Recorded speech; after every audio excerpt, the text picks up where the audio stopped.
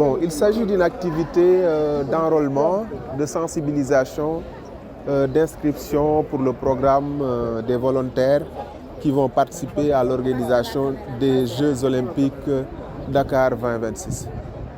Oui, donc comme je disais tout à l'heure, nous avons initié ce programme en partenariat avec la Fondation Sokosim dans le but de sensibiliser l'ensemble des jeunes sur le programme du volontariat pour l'organisation des Jeux olympiques de la jeunesse Dakar 2026.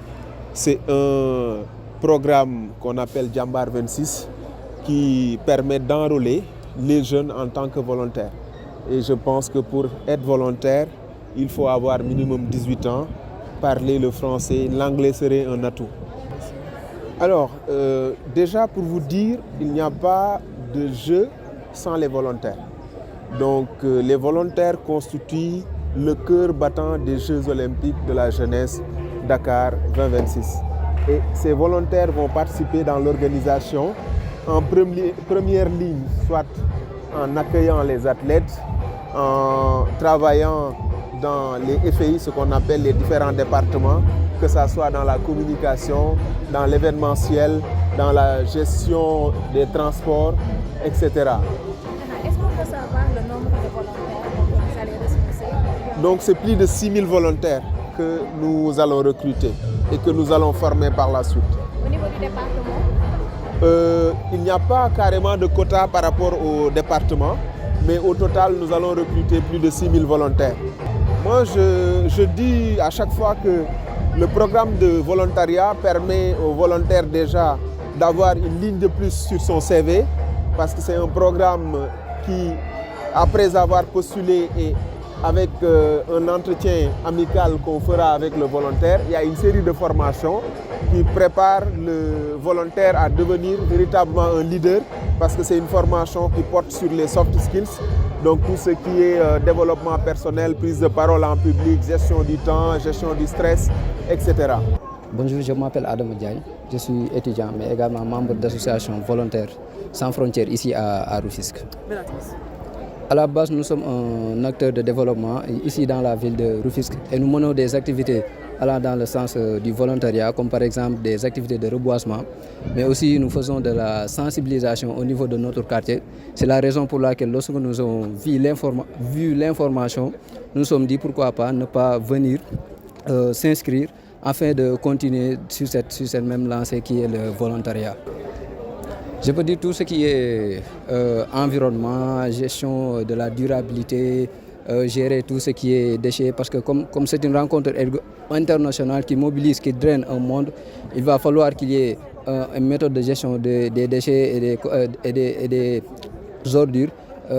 Dans ce sens que tout ce qui est environnement, gestion de l'environnement, nettoyage qui m'intéresse pour le volontariat. Comme je suis Diko Diallo, je suis en tant que volontaire pour Jambar 2026 ci Jeux olympiques de la jeunesse. Je me dis qu'en tant que patriote, pour représenter notre pays, Sénégal, vu qu'on est organisé, pourquoi pas porter volontaire pour aider en plus en ouverture dans le monde, vu qu'il y aura beaucoup de pays qui y participer.